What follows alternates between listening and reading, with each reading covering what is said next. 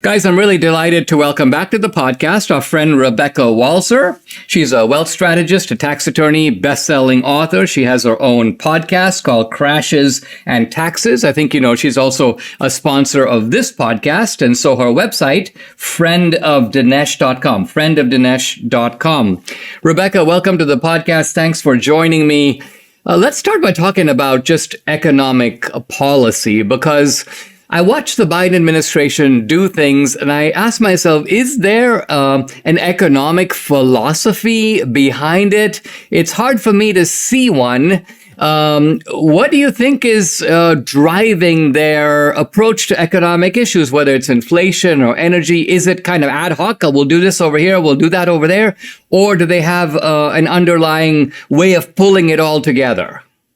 Yeah, I think that the message that the administration puts out there, Dinesh, is one of Bidenomics, and that it's great, and they've increased manufacturing, and they've had, the lowest unemployment rate in 50 years. They've had all these millions of jobs created, and they spin all of this. And the thing is, if you're in economics, you're someone that understands that you can pick and choose their statistics, and you know that better than anyone, Dinesh. We know you can make things and read the headline number that you want. But, this past week, while Biden was out there touting his Bidenomics and talking specifically about manufacturing in South Carolina, to be specific, he was highlighting, we just lost 42,000 manufacturing jobs in last month's payroll numbers. And when you look at it, we've had 8 consecutive months of manufacturing coming down. We have a 5.3% depression for manufacturing year over year. This is a global phenomenon that's happening worldwide, which is very indicative of recessionary cycles. And interestingly enough,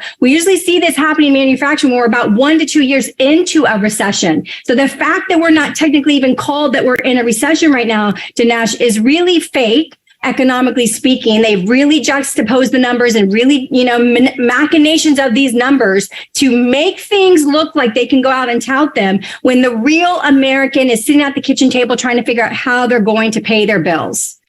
Do you think, Rebecca, traditionally, economics 101, a recession is the opposite of inflation. The two are kind of on opposite ends of the fence, so to speak. And yet we seem to have inflationary trends in the economy at the same time that you have this economic slowdown. So are we seeing a return to the so-called stagflation of the 70s, or is there kind of a different way to look at it?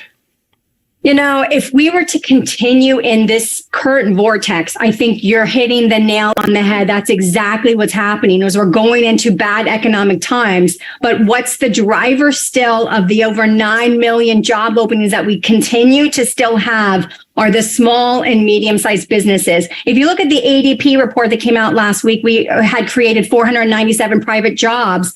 Of those, 199,000 were from businesses that are 50 employees or smaller. So it's really the medium and small businesses that is still giving Jerome Powell such a headache on the inflation numbers. Because what happens, Dinesh, is when people are not working, and we have about 100 million Americans that are of working age that aren't working. Now, that is a lot of reasons. People are retired, people are in school, whatever. There's lots of reasons. However, that is an astronomically large, it's a third of our population just about that could be working that actually isn't working. And so as you have 9 million, 10 million jobs, we've had jobs come down some, but as you have so many people that aren't working, that aren't accepting jobs, payroll has to go up to bring these people to get them interested enough to come back to work.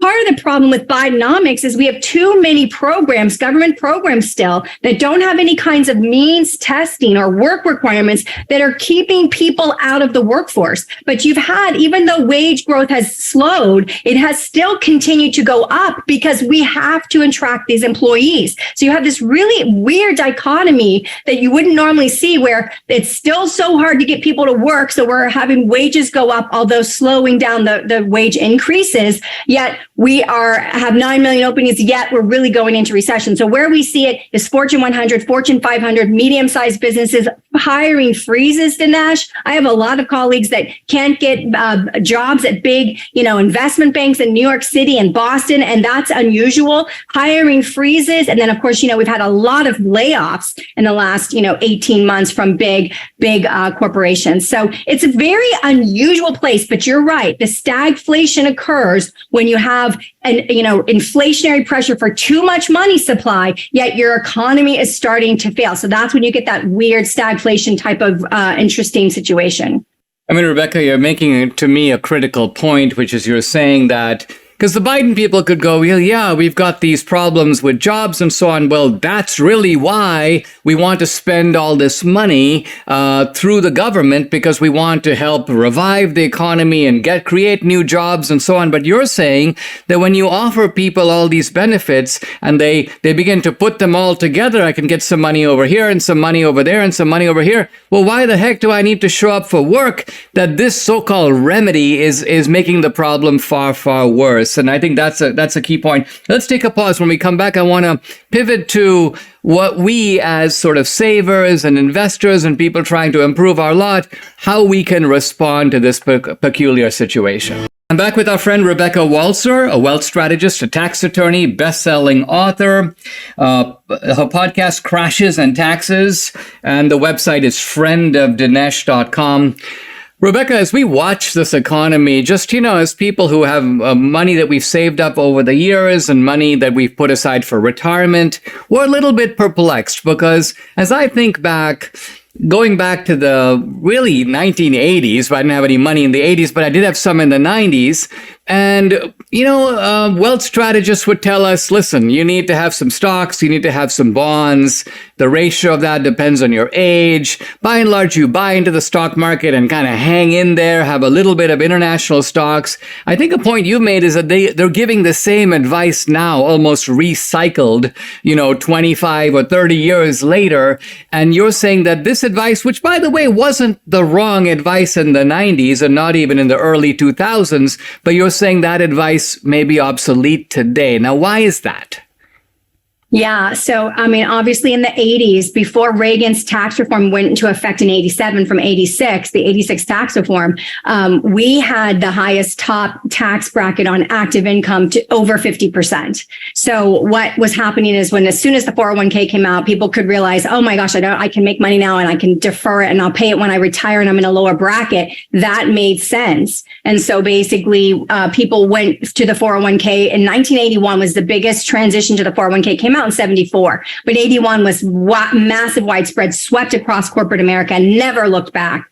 And the problem is that the government's own analysis shows that when people retire in 2023, future tax rates will be higher than they have been for the last 30 years. Ronald Reagan cut tax rates to our second lowest rates ever after FDR in the 30s. So FDR had the lowest tax rates, then Ronald Reagan, then Donald Trump under his 2018 tax reform. So we're in the third lowest tax schedule ever. And yet you still have Wall Street pushing for everyone to maximize pre-tax wealth investment. Why? Because that gives Wall Street the largest amount, dollar cost average every month from millions and millions of 401k workers. And then they have disconnected themselves from the tax advice. So they just give you a little asterisk and say, we don't talk about tax. Go talk to your tax professional about what this means for your future when you do actually have to take this money out and pay the taxes. We are a wealth advisory that started with a tax specialty and a tax focus. So that is the first thing from a tax perspective. I will also say, Dinesh, this is probably the most dangerous period of time. Probably, I will go ahead and say maybe ever in the history of American equities. And let me tell you why. Because Wall Street is out there right now telling everybody that NASDAQ is up 30% and this is a bull market and we are off to the races and we are ready to go. And they are telling the retail mom and pop investor, you and me, and the people that have 401ks, they're telling this message to because they want everyone to have FOMO, fear of missing out. They've been on the sidelines because 2022 was a disaster. So they've been on the sidelines. They've been scared. Now they've got this message propaganda in them every day. Get back in, bull, bull, bull. But what are the institutional dollars doing? The hedge funds had the largest short position, $1 trillion against $1 trillion short against the S&P 500, the largest short position since April of last year. So the institutional money sees that something is not right and that we are going to have some kind of economic disruption, and they're betting against this market. So I just want to express to people that do not allow yourself to get sucked into the pressure of, I have to get back in, I'm missing out. What if you're not missing out? What if the next 6 months is the worst 6 months because of a global transition that's happening with the BRICS nations, and we see equities and bonds collapse, and you participated because you thought you were going to get a 30% return on NASDAQ? I'm just really cautioning people that this has not resolved itself. We have massive liquidity problems, and I just don't want people to feel the pressure to get back in with full force to where they were before. Rebecca, we did a call, Debbie and I and you, a few weeks ago, and you made a point that I had never thought of, that, I try to stay informed about these things. I obviously have a stake in them with investments. I've always bought into the idea that I should put money into IRAs and so-called SEP accounts, a kind of special form of an IRA. And the idea is that the money accumulates and you only pay taxes at the end when you take the money out, presumably when you're much older. And so the money gets to grow, and it seems like a wonderful deal. But you made the point that, look, if tax rates now are X, and at a future date they're going to be higher, they're going to be Y, let's just say 5 points higher, then when you take the money out, you're actually going to be paying more on your money. So you might be better doing what's called a Roth IRA. And a Roth IRA is when you pay the taxes up front, you pay, you're done with it, and then the money can grow. And then when you take it out, you don't have to pay the government anything. And I got to say, I thought of myself as a pretty smart guy, but I was like, I never thought of that, and that is such a critical and obvious and powerful point. So that's the kind of advice, guys, that you get from Rebecca Walser. Her website is friendofdinesh.com. This is a woman you need to talk to about your finances, because I think she's quite right. We're in perilous waters, and at the very least, we need to have a reliable hand advising us and steering us in the times ahead. Thank you very much, Rebecca. Really appreciate having you. Thanks, Dinesh.